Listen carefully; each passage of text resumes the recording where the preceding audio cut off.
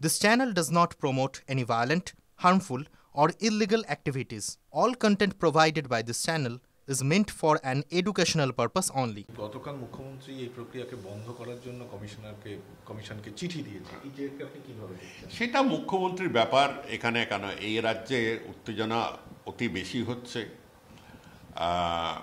কয়েকজন তো নিশ্চয়ই এর জন্য সুইসাইড করেছে। সবকটি সুইসাইড এসআইআর এর জন্য কিনা আমি জানি না, তার জন্য অনেক তথ্য প্রমাণ লাগবে, কিন্তু কিছু নিশ্চয়ই করেছে। যেখানে যে হাতের লেখায় যদি তারা লিখে দিয়ে থাকে সেগুলো আমাদের মেনে নিতে হবে। পরিবার যদি দাবি করে থাকে মেনে নিতে হবে। তা সেরকম হলো, মানে এই হেনস্থায় আতঙ্ক ছড়ানোর দরকারটা কি ছিল? আসলে বিরোধী দল বলছে যে মুখ্যমন্ত্রী ভয় পেয়েছেন এসআইআর হেরে যাবেন, তাই চিঠি লিখেছেন। বিরোধী দল কি বললো আর মুখ্যমন্ত্রী কি বললো নি, আমি সাধারণ নাগরিক, আমি অনেক বছর ধরে, অনেক মাস ধরে বলে আছি, নো মোদি নো দিদি। ভাই, আমি সোজা কথা বলছি, আমি সাধারণ নাগরিক হিসেবে আমি মোদির মধ্যেও অনেক কটি জিনিস পাই যেগুলো আমার পক্ষে মানা সম্ভব নয়। তার সাম্প্রদায়িকতা, তার স্বৈরাচারী নেতা এবং তার পুঁজিপতি পক্ষপাতিত্ব। আবার এখানকার শাসন ব্যবস্থার মধ্যে সেই একই স্বৈরাচারিতা পায়, মানে স্বৈরাচারিক স্বভাব পাই, তোলাবাজি পাই, কি বলে থ্রেট কালচার পাই, যেগুলোর বিরুদ্ধে অর্থাৎ একজন সাধারণ নাগরিক হিসেবে আমি বলবো যে আমার সাথে এদের কি মুখ্যমন্ত্রী কি বললো আর বিজেপি কি বললো এ নিয়ে আমার খুব মাথা ব্যথা নেই।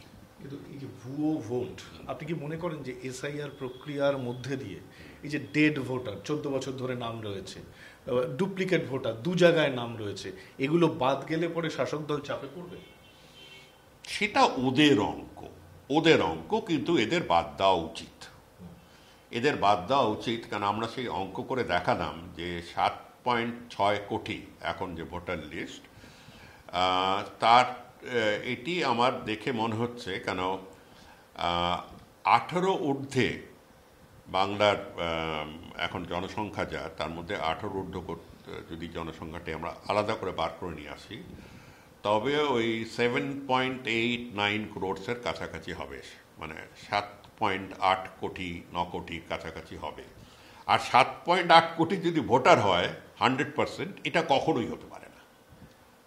আমি নির্বাচন চালিয়েছি, রেজিস্ট্রেশন করেছি, সংশোধন করেছি, আমি জানি এটা হতে পারে না। জিনিসটা যেটা হয়েছে আমাদের ঠান্ডা মাথায় বুঝতে হবে। এক হচ্ছে যা এই 25 বছরে, 20-22 বছর, 24 বছরে অনেক শহর অঞ্চলে, অনেক জায়গায় অনেক পরিবর্তন হয়েছে। জেলা থেকে শহরে এসছে কাজ করতে, থেকে গেছে, ওখানে ভোটার কার্ড কাটেনি, ঠিক আছে, ওটা ব্যবহার করছে। অন্যান্য রাজ্য থেকে কাজ করতে এসছে, বিহার উড়িষ্যার ভোটার কার্ড কাটেনি, এখানেও ডুপ্লিকেট নাম। এগুলো বার করা খুব মুশকিল হবে। রাজ্যের মধ্যে হলে বার করা যেতে পারে, কিন্তু রাজ্যের তো বাইরে হলে বার করা মুশকিল, বা এমনকি রাষ্ট্রের বাইরেও যদি হয়, বাংলাদেশিও হয়, বার করা মুশকিল যদি সে এমনভাবে তার তথ্যের জাল ফেলে থাকে। আচ্ছা, আমি উদাহরণস্বরূপ বলছি যে কত লক্ষ লোক নিউ টাউনে গেছে, অন্তত 20-22 লক্ষ লোক নিউ টাউনে গেছে, তার বেশিও হতে পারে। এরা কি সবাই বলবে যে তারা বেহালা, বালিগঞ্জ, শ্যামবাজারের কার্ড কেটে গেছে? তারা কি এসে বাদ দিয়ে গেছেন? কে যাবে সরকারি অফিসে, কে যাবে এত হেনস্থার মধ্যে? এই তো লোকের অ্যাটিটিউড। অতএব এই 20-25 লক্ষ লোক ডুপ্লিকেট ওখানে গিয়ে বানিয়ে নিয়েছে। এরকম করে ডুপ্লিকেট কার্ড বার করতে হবে, ডেড ভোটার্স বার করতে হবে। Dead voters, duplicate voters, missing voter যারা ছেড়ে চলে গেছে, এখান থেকে পার্মানেন্টলি বেরিয়ে গেছে, তাদের বার করতে হবে। তার জন্য নিবিড় ছাড়া কোনো উপায় নেই, সেটা যে যাই বলুক। মুশকিলটা হচ্ছে এদের রাজনীতিটা এমনভাবে একজন একজনকে পরস্পর টেনিস ম্যাচের মতন সাহায্য করে। বিজেপির ধারণা যে 30% বাংলা মুসলমান তাদের ভোট দেয় না, বোধহয় ধারণাটি ঠিক, আমি তো জানি না কে তো ভোট দিচ্ছে।